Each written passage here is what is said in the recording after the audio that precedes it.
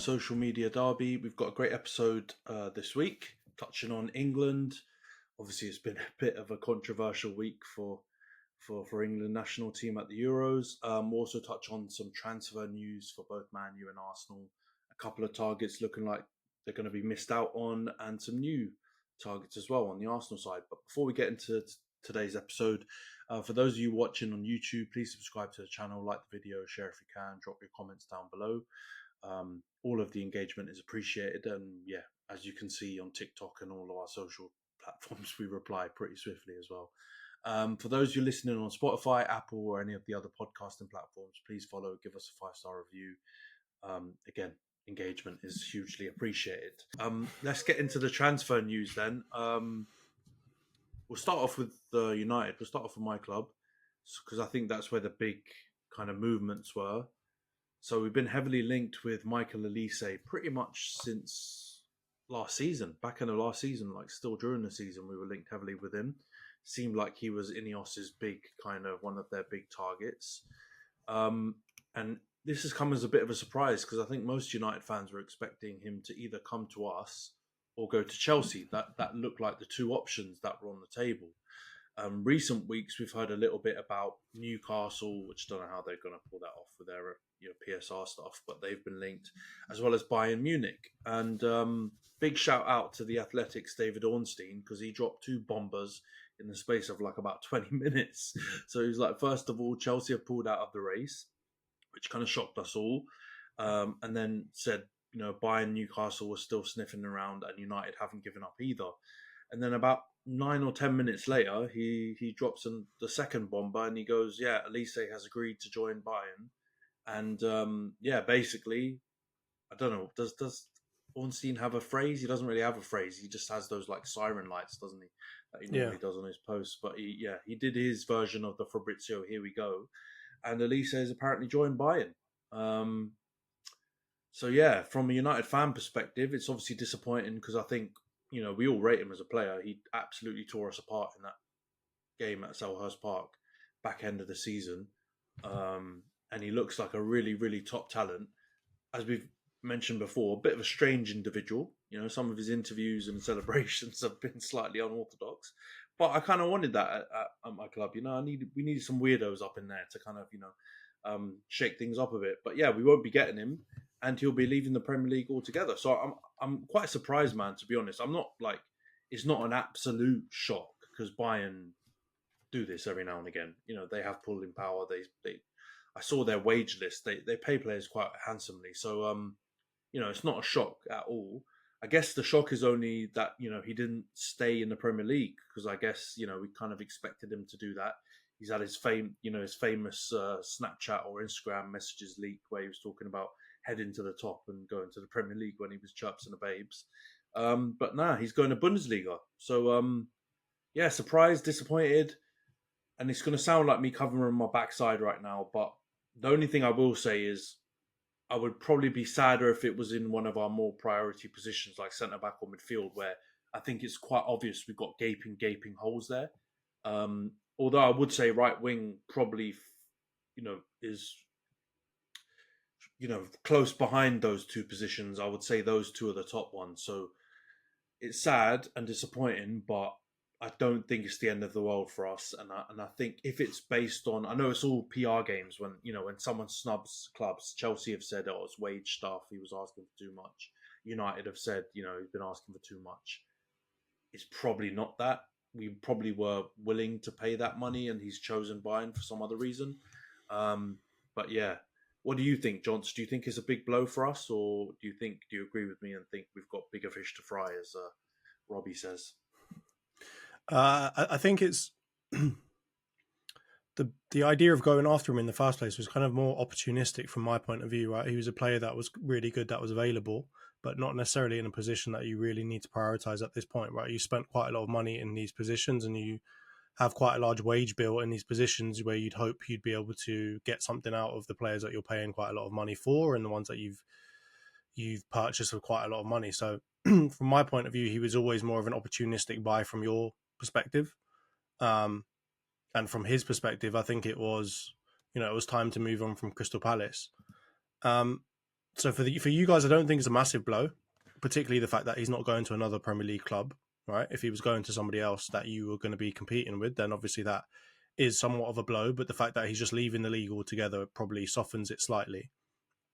I think in the end it will work out to be probably the right thing for you guys, because it was going to be a lot of money that you were going to have to pay to get him, and that would have been a large proportion of your transfer budget available.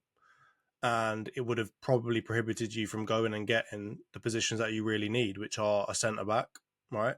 Probably a couple of other positions, but I think centre back, centre midfield are really the key ones. I know you've been linked to strikers too, but let's be honest, like Højlund can do the job on his own. He seems to be relatively fit and healthy, apart from obviously when he first came to United and had the injury. So I think you could probably get by without another striker.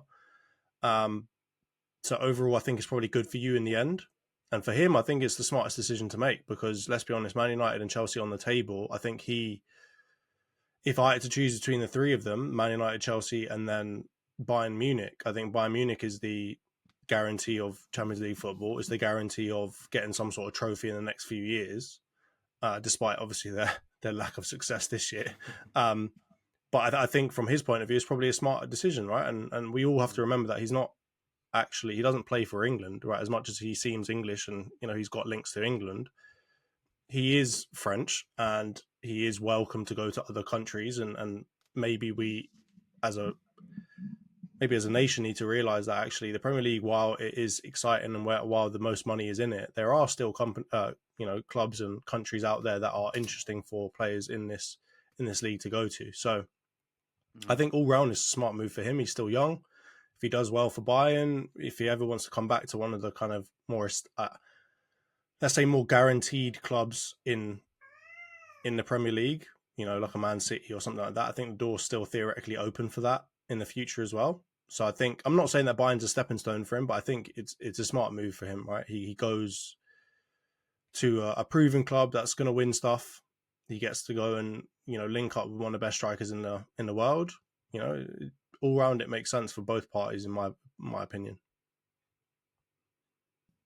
Yeah, no, I agree. I think Bayern, like you said, a key point that I guess I've missed earlier as well was just, the allure of Champions League football. Let's be real. If he's going from a mid-table Premier League team to a Man United and Chelsea, he's not getting that. I mean, he's getting an upgrade to a certain extent because he's getting, they're much bigger clubs, obviously. We are playing other European competition as well, which I don't know if he's entered before with Palace. Obviously, I don't think they've been in Europe since he's been there. So it is an upgrade to a certain extent, but it's obvious that the Bayern move is the one where it looks more attractive. You're going to go to a new country. There's a bunch of French players at Bayern already. They're in the Champions League, and I'm sure the pay packet's huge. So I get it. Selfishly, I would have chosen United, obviously, but I'm a fan. And obviously, there's all those rumours that come out every time you're linked with a player. Oh, he's a boyhood this fan, he's a boyhood that fan. But ultimately, I think he's made the right decision, and his advisors have probably pointed him in the right direction. The only thing I would say is, I don't know if this helps him. I don't know if this helps him in the future to get a big move back to the Premier League, because I think leaving Bayern can be quite hard. You're seeing what's happening to Alphonso Davies right now. He wants to go to Real Madrid, and it's a bit of a death row contract kind of situation at Bayern. It's not always that easy to be able to leave and go somewhere else once you're there. If you do, 9 times out of 10, it's because you've had to run down your contract. If you look at Alaba, if you look at a couple of other players that have left Bayern, then you see that they pretty much they sucker you in and they offer you a big packet, and then they, if you want to get an upgrade or you want to get a contract boost with more money, they often kind of really hardball you, and then if you want to leave, they make you stay right until the last day of your contract before you can go.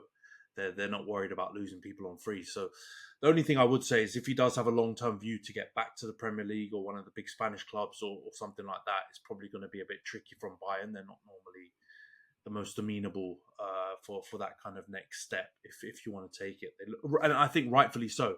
They look at themselves as the creme de la creme, and they're like, why would you want to go somewhere else? But Yeah. Yeah, I think it's more from the perspective that I mean he's more of his age, right? He's in, there's certain periods in your life where your next contract is going to eat up a certain amount of your prime, and then the one after that is going to be, like in basketball, they know it's their last big contract to get. For him, he's 22.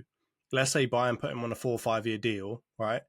By the time he comes out of that, if he does end up wanting to run it down, right, he's 27. He's still got time at the end of that to go somewhere else to be in his prime. So I think more from that perspective. Obviously, yeah, buy and make it difficult if you get into like 2 years within the end of your deal and you're not signing a new one.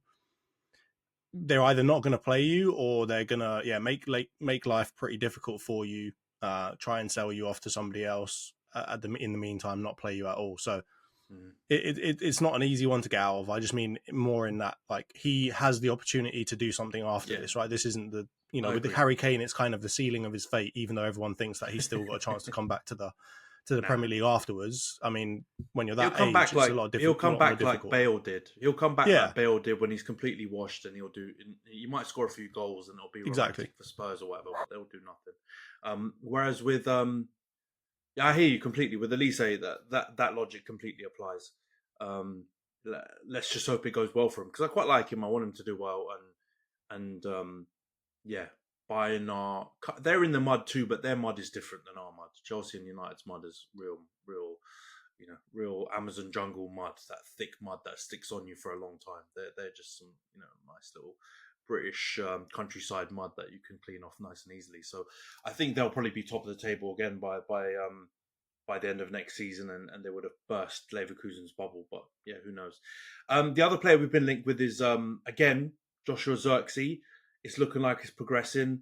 It looks like our hijack of this deal is moving along quite nicely, and it looks like we're kind of in pole position now and have overtaken AC Milan when it comes to this deal.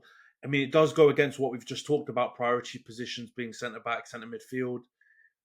I would probably agree, though, that maybe striker and right wing are the next position after that. And they've obviously, by the looks of this deal, prioritised the striker over the right wing position.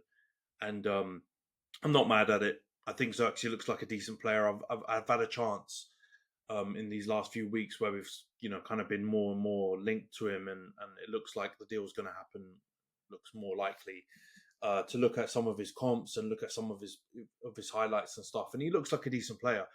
What I would say is, obviously, that's like a completely small view of him as a player and not completely reflective. But the thing I have noticed, or it looks like anyway, from those comps and highlights, is he's not like an out and out striker who is like a gunman. He's not like that player that you give him a chance in the box, he's gonna take it.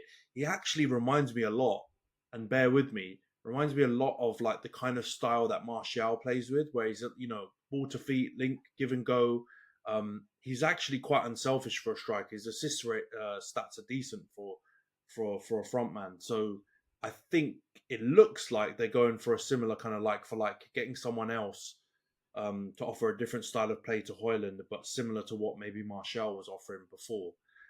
Obviously, you've got to hope that he stays fit, because that was, I think, Martial's biggest issue, was the fact he was just always on the medical table and never in the squads. But yeah, that looks like that's going to happen, I think, in the next couple of weeks. It's progressing that way, so I wouldn't be mad at it. I'd say get another striker in. It won't eat up all of the budget that we've got. And you'd still have a bit of money to play with, and then you've obviously got to sell, which I think they're trying to do anyway. Greenwood, Sancho, Palestri, whoever else is, earmarked to bring in some cash to fund other moves. But I'm not mad at that at all, and I think it makes complete sense. Let's hope we get it over the line and we have one signing in the bag, so we can concentrate on what looks like trickier deals, because the centre-back one looks absolutely mad. We're linked with all types of different people. The Branthwaite one looks like it's going to be, a Maguire Mark II. They're looking for huge money, so that's going to be tricky. And the centre midfield links are still heavily around João Neves. So if you want João Neves, Benfica are not easy to deal with either, and that's a huge fee. So I think if you just get this one across the line, it might be kind of like what we talked about last year when we had Dom on the pod and we're talking about the Mount deal and whether it was the highest priority in terms of what we needed. Dom's point around maybe it was just the easier deal to get done, so they got it done first. And I feel like the Xerxes one probably has a similar ring to it because there's a release clause. They're just like, as soon as we agree personal terms, we can just deposit the money and we've got him. And we don't have to bother with any of the negotiation back and forth. So, yeah, that's my two pennies. I don't know, John, you kind of alluded to maybe the striker not being super high up on the list. Do you think we're wasting the budget on him, or what do you it wouldn't be high up on the list for me, is my point. I just think that you've got enough to hold you over for another season until you can get more budget, hopefully, and buy somebody else, right? So from my point of view, it just doesn't seem like it should be the priority. And also, I mean, Xerxes maybe is, again, a bit of opportunism, right? They see that there's a guy available, someone else is going to go and get him. He's got a low release clause and they're just going to go and get him now. But that obviously, from my point of view, that shows that they must be relatively confident that they're not going to need that extra budget to try and get something else over the line in the centre-back or centre-mid position, right? Because what I'm assuming they've done is like allocated each part of their budget for, this position, this position, and this position, and they must be relatively confident that the budget that they've already allocated for a centre-back position is going to be enough to get them what they need. That's the point. That's the part that I'm a little bit less certain of. I don't know if the amount of money that you're willing to spend on a centre-back is actually going to be enough to get you somebody of the quality that you actually want. So that's where I would be like, you know what, let's hold off on Xerxes. Let's try and figure out, maybe we need to reallocate some money from the kind of striker position back into the centre-back so that we can really get something over the line quickly in terms of a Branthwaite or somebody else. So that's probably just the difference in knowledge. They probably have a lot more, not probably, they definitely have a lot more information than me. And they obviously must have some sort of confidence that they're going to be able to get a centre-back, off their shortlist for the price that they're willing to pay. It just seems from the outside to me that it's a lot less certain than that. But I don't think he's a bad player. He looks like he's pretty handy. He looks like he could do the job. But if you end up only getting Xerxes and there's nobody else that you end up signing by the end of the transfer window, I would consider that to be a failure of a transfer window. No, 100%. I agree with that completely. But I think there's zero chance of that happening. I think this also could be a negotiation tactic if you think about it. If you buy another player, then logically other clubs would accept or maybe believe you more if you say our budget, is this amount and we don't have more money. We've obviously bought someone else, so this is what we've got. And I think they're trying that with Everton, but obviously without a signing through the door, Everton are like, nah, mate, give us 60 or 70 million for Branthwaite. That's what we want. And we're coming in lowballing with 35 or 40 or whatever. It's a risky strategy, though.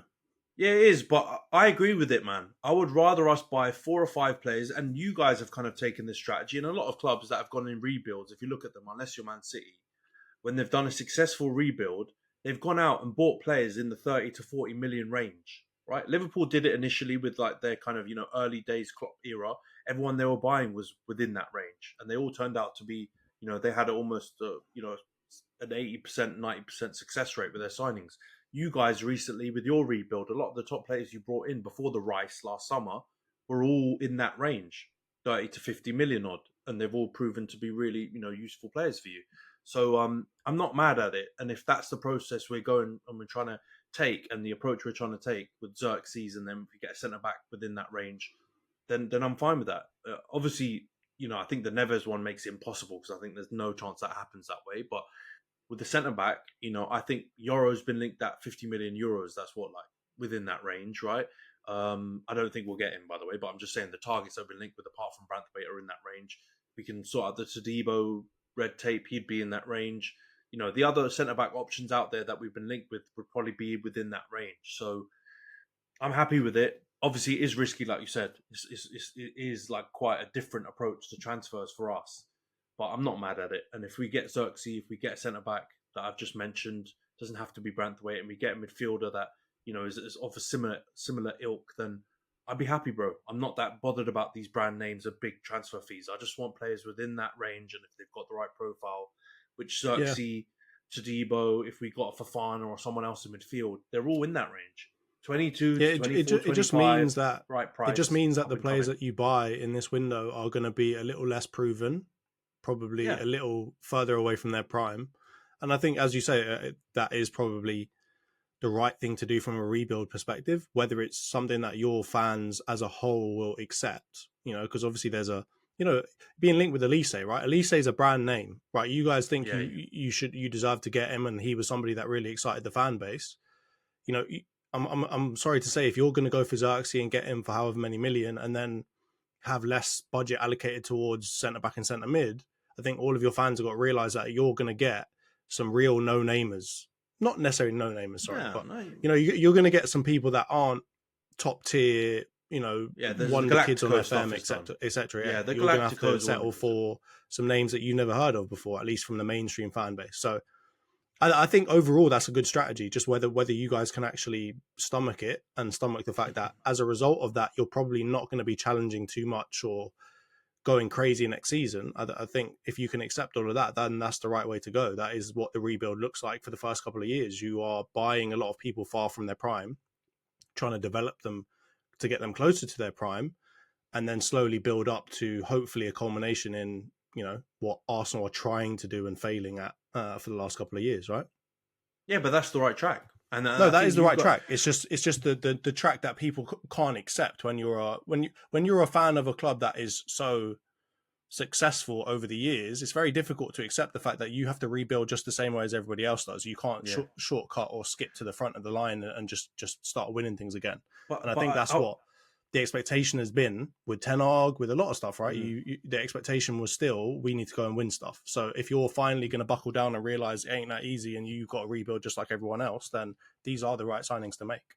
Yeah, I think this season is that, though. And that's the only reason why I say this trajectory, this eighth is literally the Arteta eighth. Not the first one, because you came halfway through the season. Which one? It was unreasonable. not the first one, because that was like half a season, right? You're a bit more than half, 60% of the season. You won the FA Cup, came eighth, but it was like clearly none of the players he wanted. Second season was the real rough eighth, where you got some of the players you wanted, but it was hard. We're either gonna go the same trajectory, and that means this season with the new players that we're getting in, we'll still struggle and we'll have the 8th, 7th or whatever, 6th or whatever struggle season, or it's the because this isn't Ten Hag coming in halfway through the season, or last season was that, right? So it's hard to judge. But I think United fans, obviously there's some there that are going to be impatient, that want the brand names, like you say, probably a big proportion, but I think that the ones who are copped on know that this is completely the right way to go. And this is us hopefully coming out of the mire and getting these right players, building the squad. And there's no certainty that we have to go and struggle again this season. Because if you do look at your progress, and even Liverpool's, they came before you doing this kind of method, right? Like they went from the first couple of seasons of Klopp, where it was real struggle, similar to Arteta and now what Ten Hag's been going through, to top 4 guaranteed, and then they went to challenging for the title. So their ascendance from struggle to top 4 was quicker than you guys, but then your ascendance from that position to challenging was quicker than them.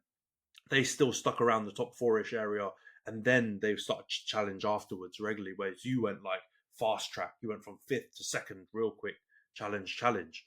So I'd be happy with either of those, mate. I'd be happy if we got top 4 next season. I'd be happy if we just missed out top 4, but we showed progress. I'm cool with both of those versions, right?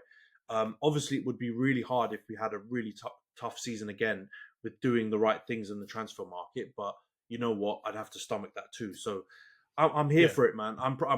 I don't mind missing out on these brand names. I don't mind missing out on players who 60, 70 million, proposed transfer fees and big wages to get the kind of profile that we've seen has been successful recently. So, yeah, onwards and upwards with United. I'm hopeful, and yeah, I'm happy with the links we've had so far, and I'm not that heartbroken over Elise, although he's a class player.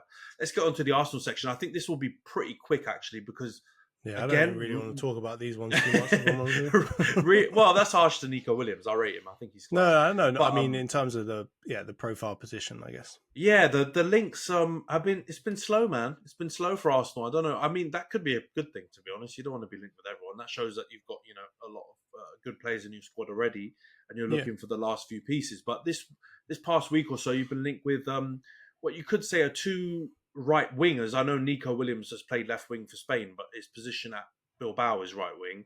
So you've got Viktor Saigankov. Sorry, Ukrainians out there if I've screwed that one up, but he's a right winger for Girona, who came off a great season as well. Obviously, top four into the Champions League, and he's played for Ukraine during the Euros. And then you've got Nico Williams, who I just mentioned, who's playing left wing for Spain, with Lamine Yamal playing right wing, but plays right wing for Bilbao.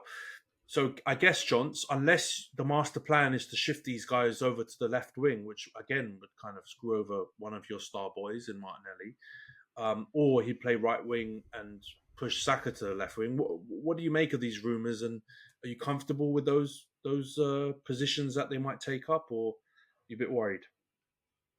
Not really worried. I'll be honest with you that I disagree a little bit about Nico Williams. I know that maybe he plays right wing more frequently for Bilbao, but he's right footed, and in today's day and age, if you're right footed, you play left wing. And I think for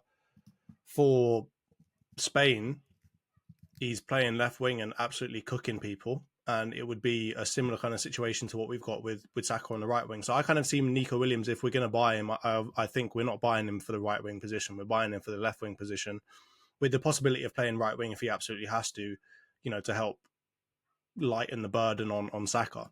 Tagankov is different though, because Tagankov is left-footed, and I don't think we're going to go for that old school left foot on the left wing type of vibe. So from my point of view, it seems to be reinforcing the whole idea that at the end of the day, Arsenal aren't going crazy over getting a striker.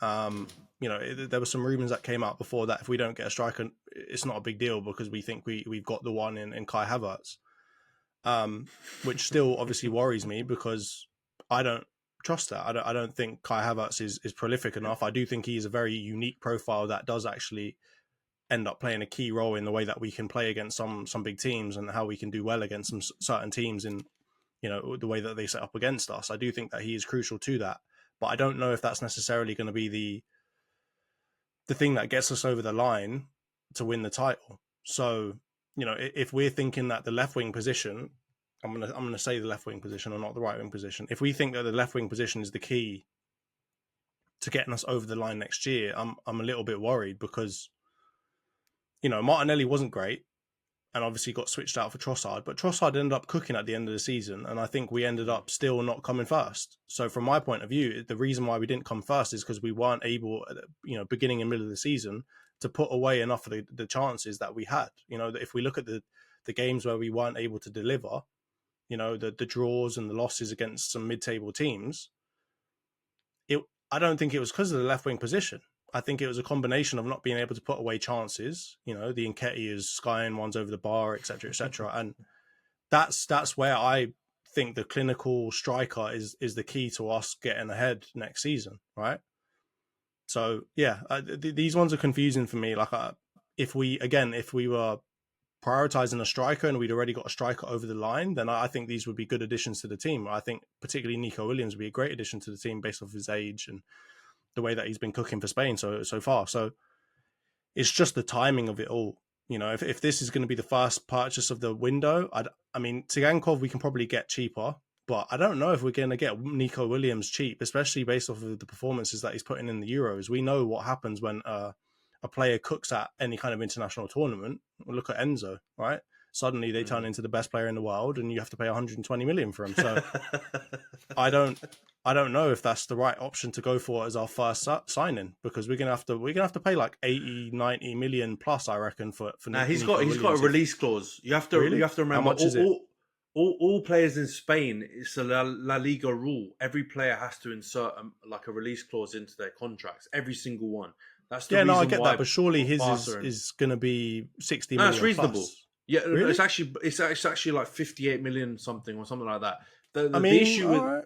If that's okay with me, but that would use up quite a lot. That would still use up quite a lot of our budget, right? Because we spent quite a lot last season. So unless we're selling Ramsdale for 50 million, I don't know how we're doing all this, man. No, that's not happening. But it is a good chunk of change, but it's not like disastrous amounts that you would be like up in arms. The issue with him is because Bilbao don't have any foreign players, and the way that their club is set up and the rules that they impose on themselves, really, without getting any non-Basque players, what they do is they give obscene wages to the top class bass players that they keep there, to help kind of sweeten it so they don't want to leave the club. So I think he's on a crazy wage packet. That's what I read anyway. So I think it probably wouldn't be the release clause that would be nuts. It would be the whole package, because you probably have to give him a mad salary to entice him away. But yeah, he's the more attractive of the two, like you said, because he's right-footed, because he's got a bit more versatility about him than I think Saigankov has.